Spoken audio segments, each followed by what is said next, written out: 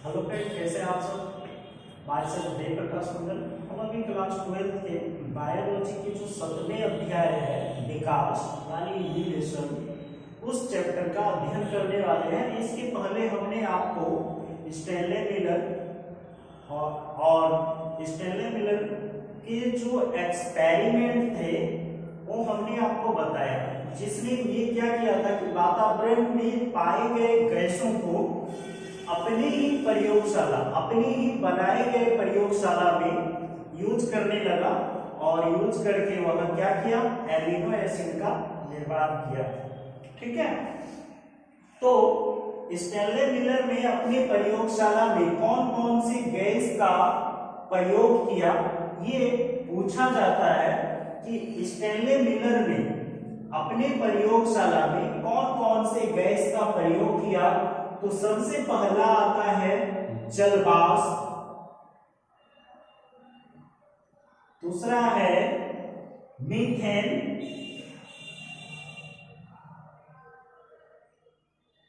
तीसरा है hydrogen gas,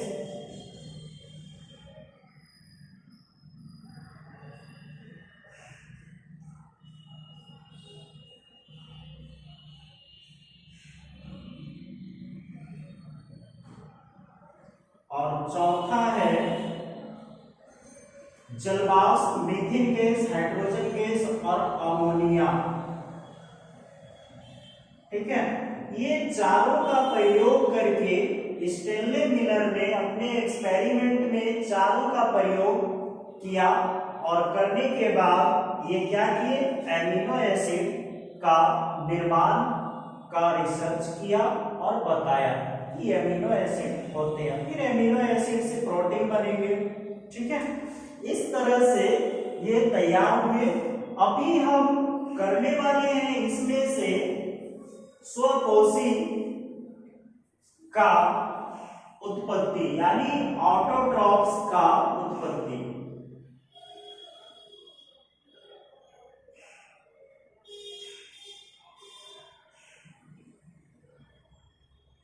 autotrophs की उत्पत्ति हम लोग अभी अध्ययन करेंगे। इसके पहले थोड़ा सा जान जाइए कि हमने ये बताया था आप लोग को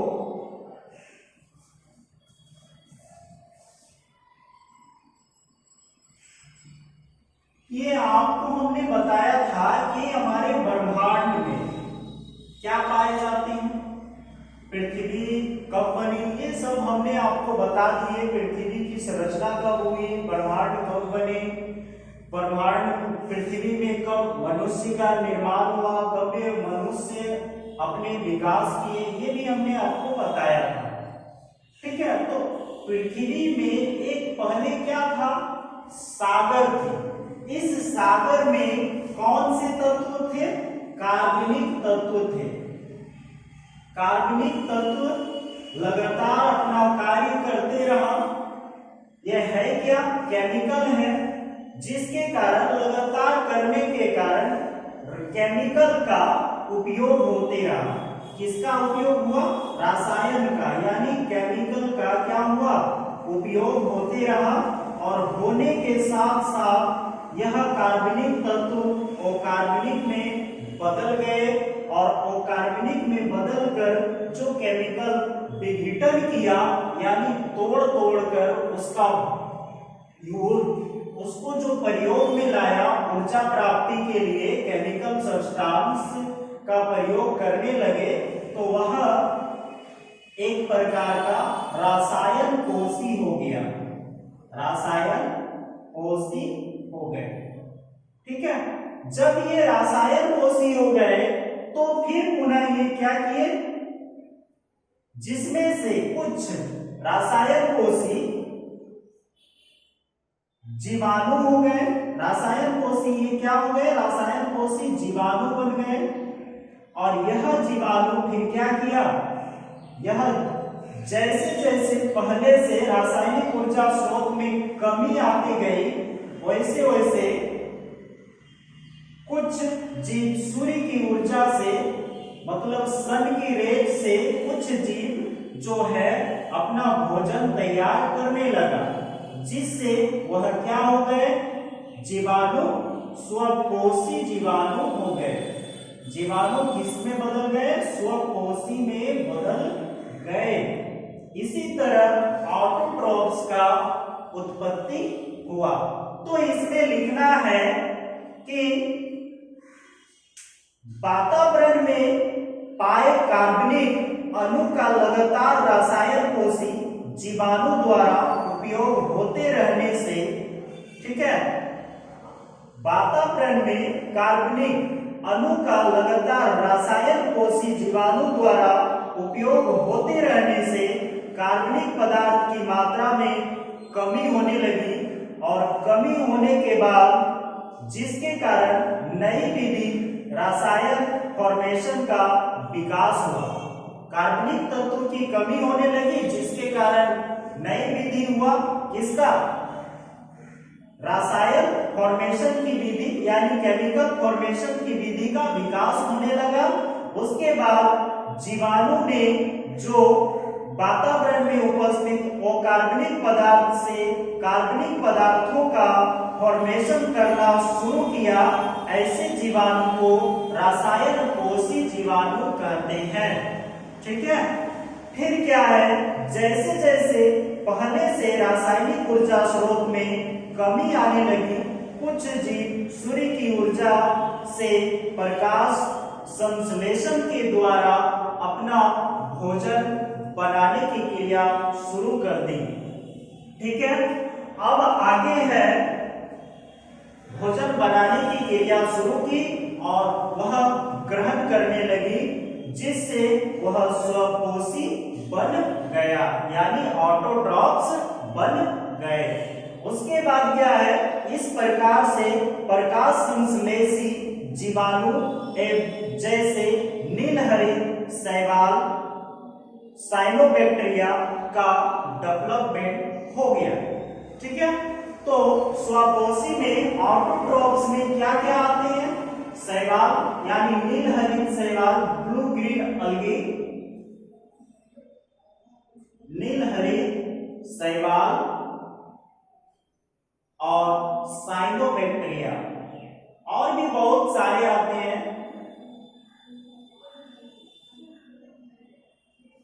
ठीक है, तो ये है साइनोबैक्टीरिया, नीलहरित शैवाल, अभी दो एग्जांपल दिया गया। नेक्स्ट आपका जो आएगा टॉपिक वो आएंगे जैव विकास। अब क्या आने वाले हैं, जैव विकास। जैव विकास में क्या होता है, जीवों में उत्पत्ति होती है और जीवों का विकास होता है। किस किस ढंग से विकास हुआ ये देखना है कि जीवों में विकास कैसे कैसे हुआ।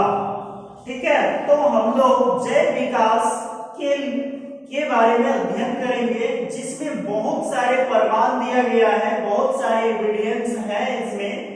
इसमें से कुल 12 एविडेंस ऐसे हैं कि जैव विकास का प्रमाण मिला है, लेकिन कुछ इसमें से जो इंपॉर्टेंट प्रमाण होंगे, एविडेंस होंगे, उसी का अध्ययन करने वाले हैं।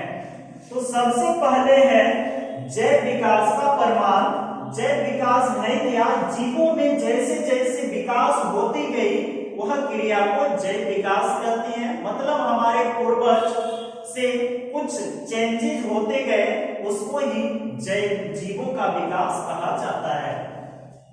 जैव विकास के प्रमाण को हम लिखेंगे जैव विकास के प्रमाण, एविडेंस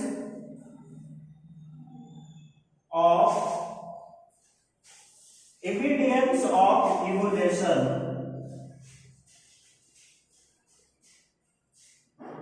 ठीक है, अब हम एविडेंस ऑफ इवोल्यूशन में सबसे पहले लेंगे तुलनात्मक शारीरिकी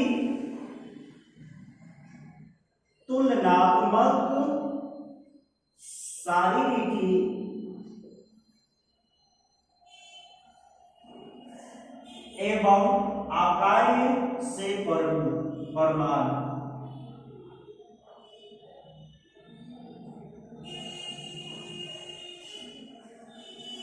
आकार से परमान। अब इसमें क्या है, तुलनात्मक शारीरिकी एवं आकारीय से परमान। इसमें एविडेंस जो दे रहा है एक दूसरे के इक्विवेलेंट करने के बाद दिया जा रहा है, ठीक है। तो इसमें क्या कहा जा रहा है, एक आ जाता है होमोलॉजी एंड होमोलॉगस।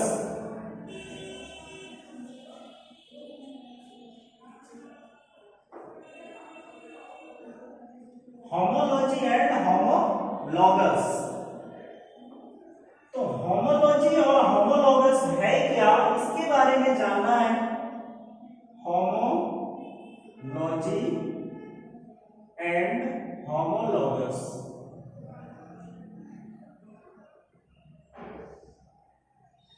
तो होमोलॉजी और होमोलॉगस ऑर्गन के बारे में जान लेते हैं।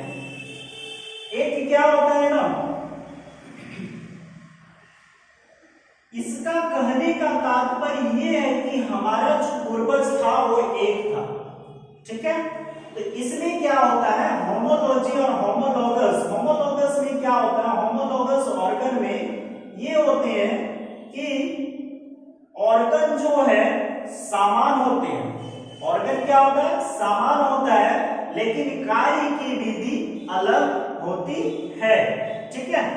तो जिसमें ऑर्गन समान होते हैं परंतु कार्य करने की क्षमता, कार्य करने की विधि, कार्य करने का पावर अलग हो, उसको होमोलॉगस ऑर्गन कहते हैं। शॉर्ट ट्रिक है ये कि होमोलॉगस ऑर्गन किसे कहते हैं।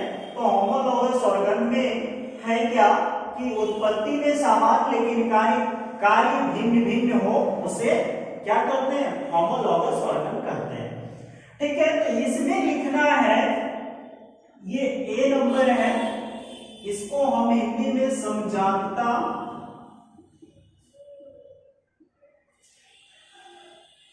एवं समजात अंग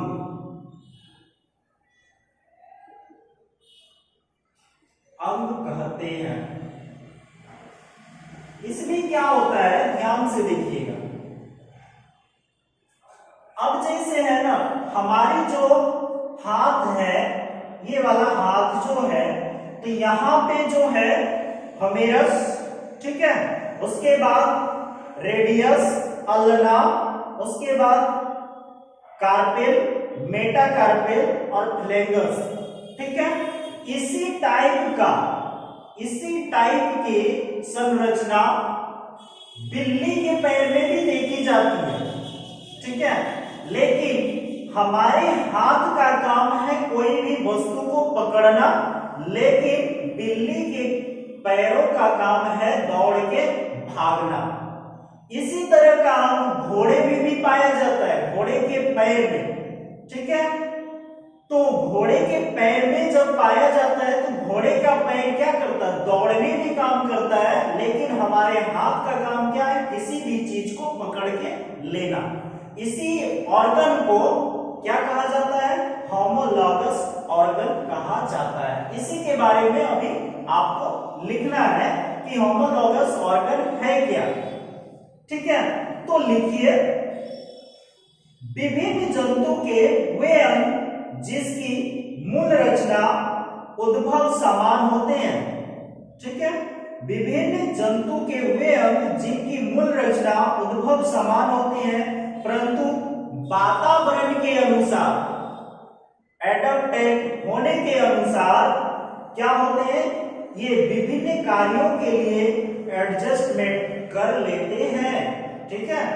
तो ये विभिन्न तरह के कार्य करने लगते हैं, इसे समजात अंग कहते हैं, यानी होमोलॉगस ऑर्गन कहते हैं, ठीक। उसी ऐसे समानता को समजातता कहते हैं। इसी तरह की इक्विवेलेंट यानी बैलेंस को क्या कहते हैं, होमोलॉजी कहते हैं। समजात अंग के समानता को होमोलॉजी कहते हैं, अर्थात होमोलॉगस के समानता को होमोलॉजी कहा जाता है।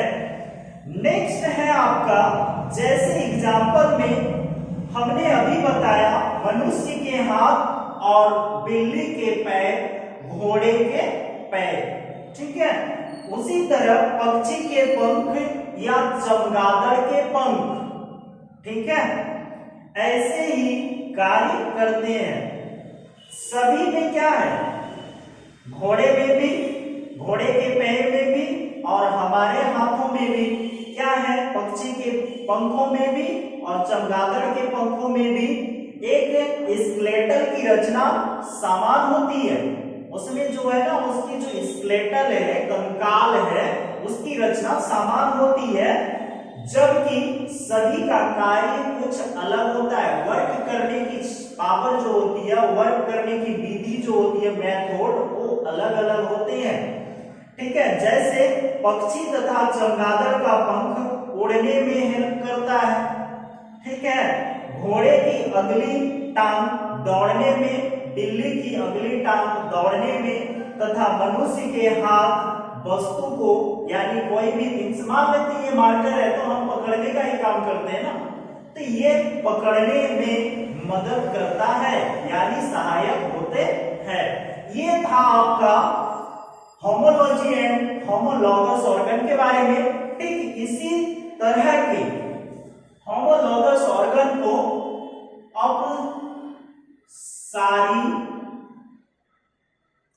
अपसारी जैव विकास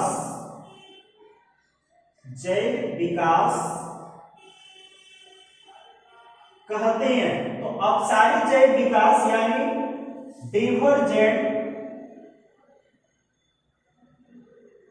divergent evolution,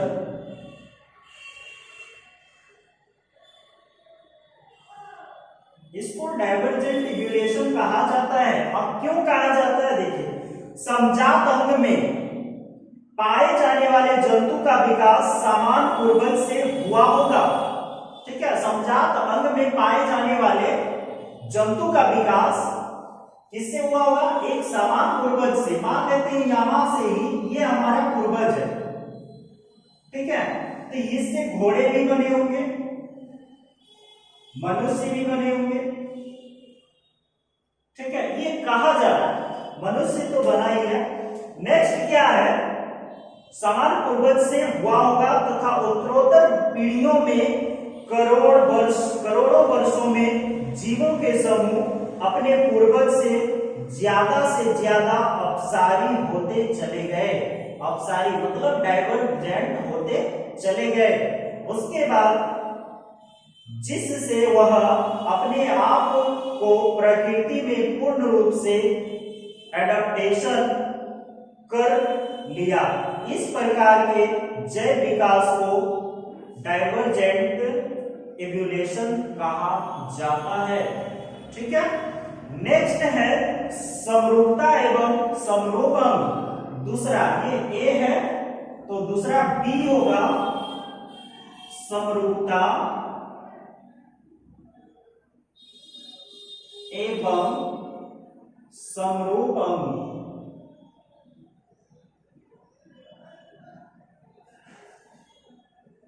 analogy and analogous organ, ठीक है। तो एनालॉजी एंड एनालॉगस ऑर्गन में क्या है, इसके बारे में जान लीजिए। इसके उल्टा समजात अंग में क्या था, समजात अंग में था कि उद्भव की रचना समान हो लेकिन कार्य करने की विधि अलग हो। इसमें क्या है कि उद्भव की रचना अलग हो, उद्भव की रचना अलग हो और कार्य करने की विधि सेम हो। सेम वैसा ही है। विभिन्न जंतु के वे अंग लिखना शुरू कीजिएगा आप लोग। विभिन्न जंतु के वे अंग जो देखने में समान होते हैं, ठीक है, देखने में समान होते हैं तथा कार्य सभी समान होते हैं, लेकिन उनकी उत्पत्ति उद्भव बिल्कुल अलग होता है। ऐसे अंग को समरूप अंग कहते हैं तथा ऐसी समरूपता के समानता को एनालॉजी अर्थात समरूपता कहते हैं, ठीक है। जैसे कीट के पंख, जैसे क्या, इंसेक्ट के पंख।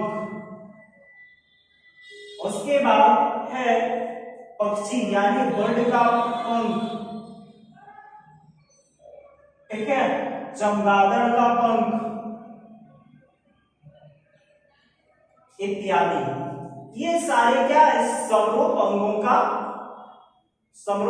का जिक्र करता है, वर्णन कर देता है, एग्जाम्पल है, ठीक है। नेक्स्ट है इसी में इसको अभिसारी, समरूपता एवं समरूप अंग को अभिसारी अंग भी कहते हैं। क्यों कहते हैं ये देखिए, अभिसारी यानी कॉन्वर्जेंट इवोल्यूशन,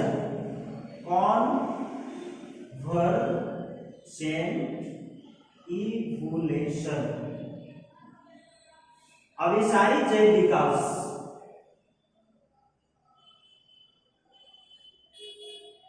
अब ये कॉन्वर्जेंट इवोल्यूशन है क्या, इसके बारे में जानना है तो क्या है कि समरूपता के उदाहरण से यह पता चल जाता है कि समरूप अंग पाए जाने वाले विभिन्न जंतु का विकास अलग अलग पूर्वज से हुआ होगा। इसमें हमारे एक पूर्वज से हुआ है, लेकिन इसमें अलग अलग पूर्वज से हुआ होगा, ठीक है।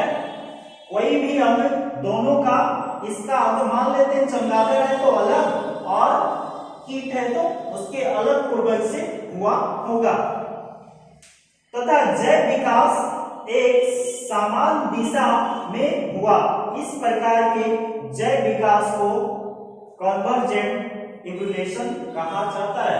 तो यहाँ भी क्या है ना कि एक समान दिशा में हुआ होगा, एक दिशिक इवोल्यूशन हुआ, एक डायरेक्शन में इवोल्यूशन हुआ, इसी को क्या कहा जाता है, कन्वर्जेंट इवोल्यूशन कहा जाता है। लेकिन इसके जो पूर्वज थे वह अलग अलग थे, ठीक है। तो अलग अलग पूर्वज होने के कारण इसका जो डेवलपमेंट हुआ वह एक ही डायरेक्शन में हुआ। इसी के कारण जो है क्या करते हैं, इसी के कारण यह कन्वर्जेंट इवोल्यूशन कहा जाता है, ठीक है। अब हम लोग आएंगे कनेक्टिव लिंकेड में, एविडेंस ऑफ कनेक्टिव लिंकेड।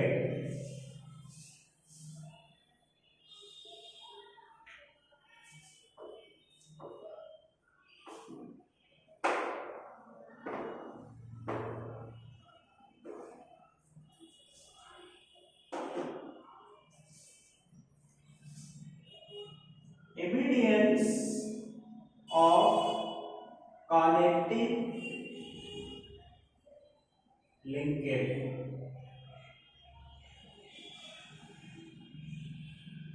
संयोजी कड़ियों से प्रमाण। इसमें क्या होता है ना कि संयोजी कड़ियों से प्रमाण में होता है, ये होता है कि हमारा जो था ना पूर्वज कैसे थे, ठीक है। तो ये पूर्वज हमारे जो हम मनुष्य हैं, हमसे कोई समान वर्ग के यानी समान संघ के जो जंतु हैं हमसे मिलता जुलता होते हैं, वह जो है कड़ी कहलाती है। संयोजी कड़ी वही होते हैं जो एक दूसरे के बीच एक चेन का काम करता है, एक इसमें भी और एक इसमें भी। मान लेते हैं हम लिविंग थिंग्स हैं, लेकिन कोई भी नॉन लिविंग थिंग्स के बीच की जो चेन होंगे वह कड़ी कहलाती है, ठीक है। तो इसमें से क्या है, सबसे पहला होता है हमारे में से वायरस, ठीक है, विषाणु। क्या आता है, विषाणु आता है, ठीक है। तो विषाणु क्या करता है, एक ऐसा जीव जिसमें दो वर्ग के जीवों के बीच, दो वर्ग के जीवों के लक्षणों में अपने गुण को विद्यमान रखते हैं, यही है संयोजी कड़ी का विभिन्नतम और उच्चतम, ठीक है ना। तो विषाणु जो होता है, देखिए सबसे पहले क्या है ना कि एक होता है, मान लेते हैं हम वायरस जो है, ये वायरस लिविंग थिंग्स और एक होता है नॉन लिविंग थिंग्स।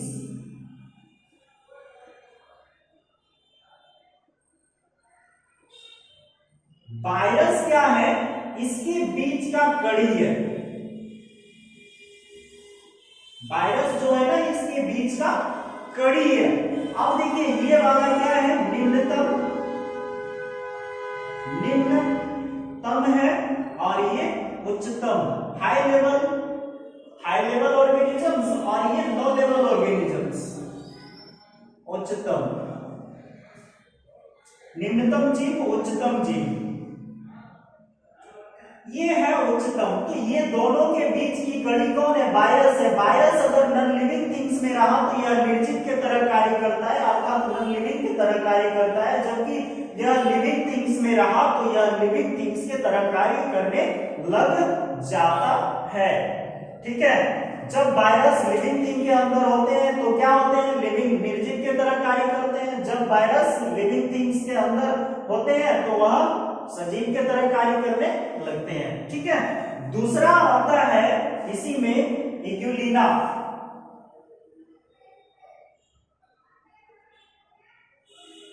इग्यूलिना है क्या, इग्यूलिना एक प्रकार का जंतु है।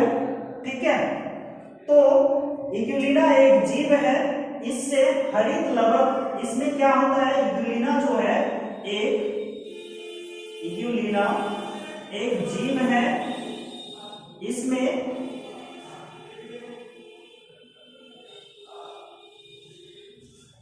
हरित लवक पाए जाते हैं, हरित लवक पाए जाते हैं। देखिए ये वाले जो क्या है, जीव है, मतलब ऑर्गेनिजम्स हैं, लेकिन इसमें कौन से लवक पाए जाते हैं, पिगमेंट पाई जाती है जो क्लोरोफिल होती है, पर्णहरित जिसको बोला जाता है। ठीक है, तो ये पर्णहरित पाए जाते हैं। तो पर्णहरित किस में पाए जाते हैं, प्लांट में पाए जाते हैं, और ये है क्या, एक प्रकार का ऑर्गेनिजम्स यानी जीव है। ठीक है, ये जीव और दूसरा प्लांट, प्लांट के बीच की कड़ी कौन है, इग्यूलिना। इग्यूलिना, इग्यूलिना क्या, किस किस के बीच कड़ी है, ये आपको पूछा जाता है कि किस किस के बीच कड़ी है, इग्यूलिना किसके बीच का कड़ी है, तो बताना है जंतु और पौधे के बीच के कड़ी है। ठीक है, तो इसमें क्या लिखना है आपको, ऑटोट्रॉप्स भी होते हैं। ये वाला क्या है, स्वपोषी भी होते हैं। इग्यूलिना क्या होता है, इग्यूलिना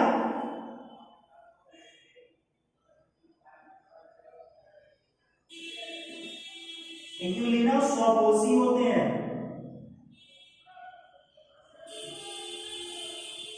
तो इग्यूलिना कब स्वपोषी होते हैं, जब सूर्य की किरण प्रेजेंट होती है तो यह ऑटोट्रॉप्स के तरह कार्य करते हैं, और जब सन रेज एब्सेंट होते हैं तो यह हेटेरोट्रॉप्स की तरह कार्य करते हैं।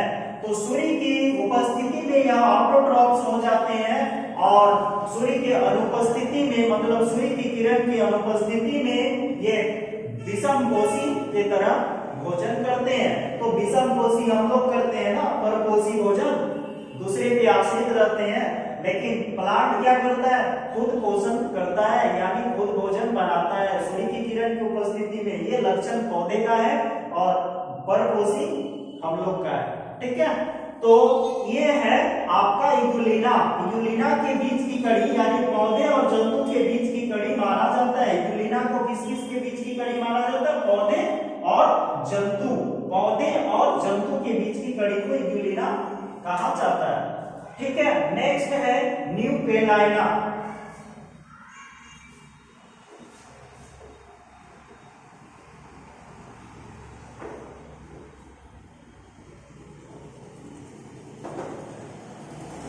न्यूपेलाइना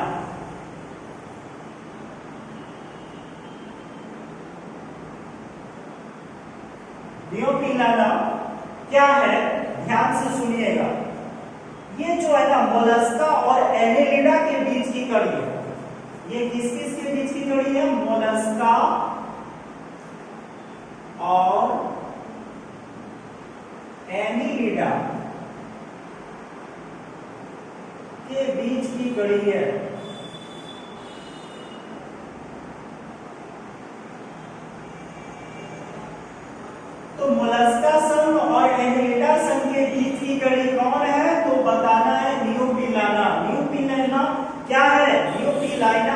जो है मोलस्का और एनिलिडा के बीच की कड़ी है, जिसमें से मोलस्का के भी लक्षण पाए जाते हैं और एनिलिडा के भी लक्षण पाए जाते हैं। तो मोलस्का के कौन कौन से लक्षण है, ध्यान से सुनिएगा।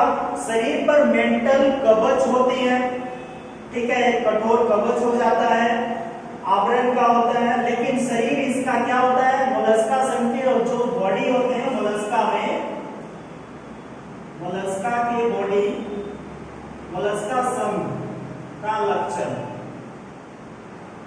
ये लक्षण है। इसके बॉडी क्या होते हैं, सॉफ्ट होते हैं, ठीक है, और सॉफ्ट मुलायम चपटा भी होता है। मेंटल टाइप के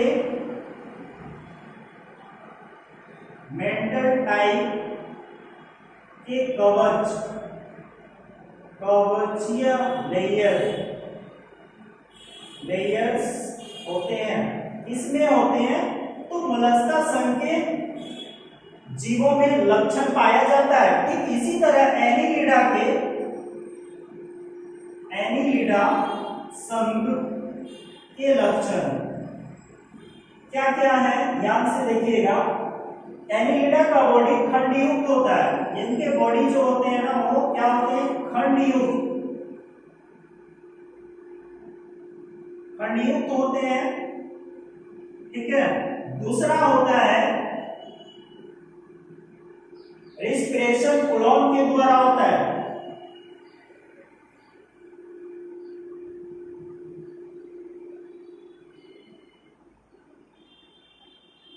कोलॉन के द्वारा होते हैं। तो ये दोनों के लक्षण किसमें पाया जाता है, न्यूपीलाइना में पाया जाता है। इसीलिए मोलस्का और एनिलिडा के बीच की कड़ी को न्यूपीलाइना कहते हैं, ठीक है। नेक्स्ट आता है आपका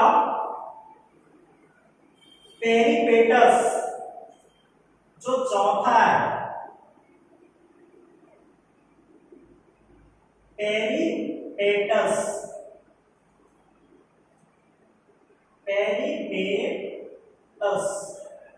ठीक है, तो पेरिपेटस में क्या होता है, ध्यान से देखिएगा। यह एक प्रकार का जीव है। पेरिपेटस है क्या, एक प्रकार का जीव है। पेरिपेटस एक प्रकार की जीव होती है जिसमें एनिलिडा और आर्थ्रोपोडा के बीच की कड़ी मानी जाती है। पेरिपेटस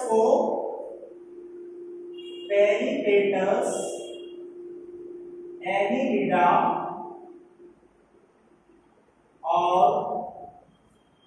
आर्थ्रोपोडा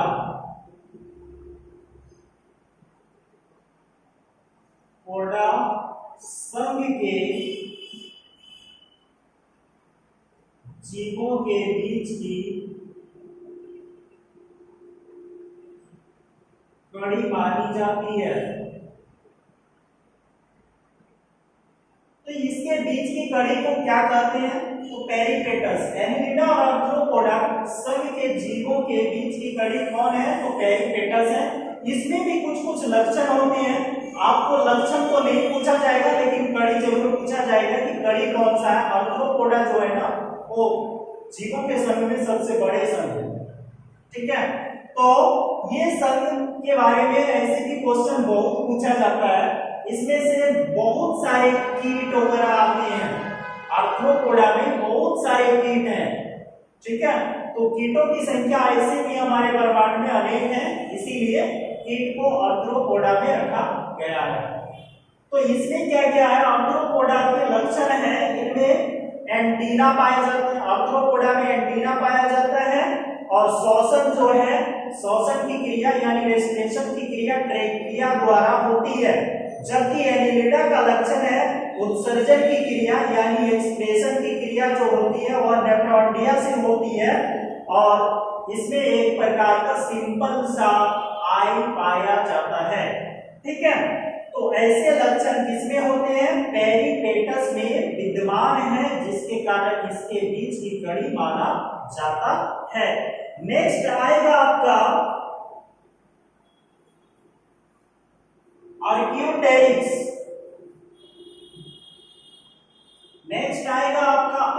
आर्कियोटेरिक्स जो 5वें नंबर है,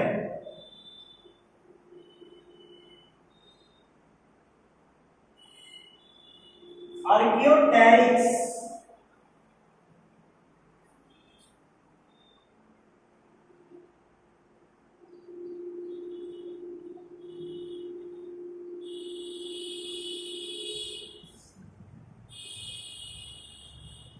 आर्कियोटेरिक्स है क्या ये भी जान जाइए। आर्कियोटेरिक्स एक पक्षी है, ठीक है। आर्कियोटेरिक्स क्या है?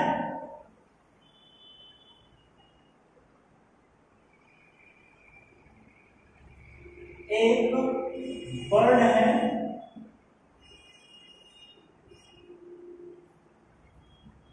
जिसके अंदर दो बर्ड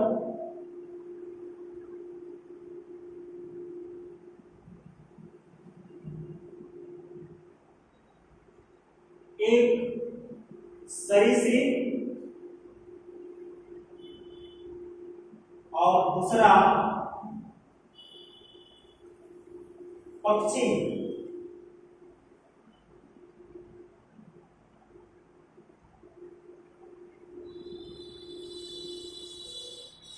का गुण विद्यमान है, सरीसृप और पक्षी के बीच की कड़ी है,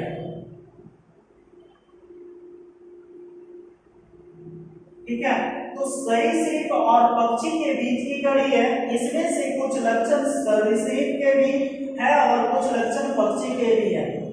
इसमें आर्कियोटेरिक्स में दोनों के लक्षण विद्यमान है, इसीलिए दोनों के बीच का कड़ी माना जाता है। तो सरीसृप में जबड़े में दांत होते हैं लेकिन समान होते हैं, दांत भी जो होते हैं ना उसका समान होता है, लंबी सी पूंछ पाए जाते हैं। सांपों में देखे होंगे, स्नेक में लंबा सा पूंछ पाया जाता है, जबकि पक्षी में शरीर पर पूर्ण विकसित पंख पाए जाते हैं जो उड़ते हैं, ठीक है। और निचली जबड़ा चोंच के रूप में रूपांतरित होती है। तो इसका जो निचला का जबड़ा होता है ना इस टाइप का, तो ये चोंच के रूप में रूपांतरित यानी विकसित होते हैं, इसीलिए इसको जो है सरीसृप और पक्षी के बीच का कड़ी माना गया, इसको आर्कियोटेरिक्स को। ये पूछा जाएगा आपको कि आर्कियोटेरिक्स किस किस के बीच, कौन से वर्ग के बीच का कड़ी है, तो बताना है सरीसृप और पक्षी के बीच की कड़ी है, ठीक। इसी तरह नेक्स्ट आएंगे आपका बेलेनोमोलोसिस, छठा है बेलेनोग्लोसस।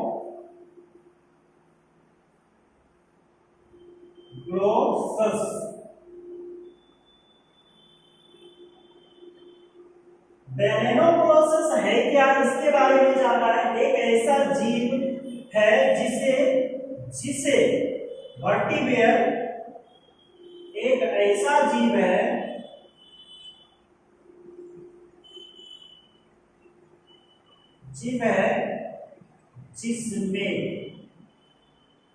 जिसमें वर्टिब्रेयर और नॉन वर्टिब्रेरा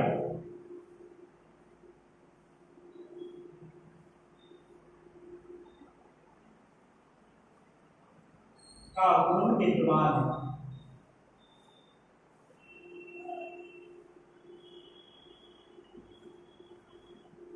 तो यह जो है वर्टिब्रेयर मतलब कशेरुक और अकशेरुक जीवों के बीच का कड़ी माना जाता है, ठीक है। तो बेलेनोग्लोसस जो है वर्टिब्रेयर और नॉन वर्टिब्रेयर के बीच की कड़ी मानी जाती है। छठा, सातवां है आपका प्रोटोथेरिया।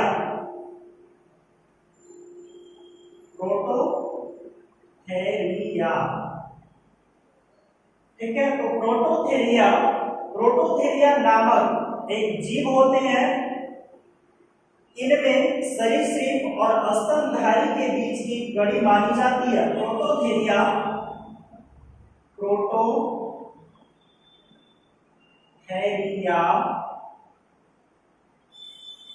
एक जीव है, यह जीव को सरीसृप और स्तनधारी के बीच की कड़ी मानी जाती है। ठीक है, तो ये जो है इसके बीच की कड़ी मानी जाती है। अब जैसे सरीसृप का कुछ लक्षण है, ध्यान से सुन लीजिएगा।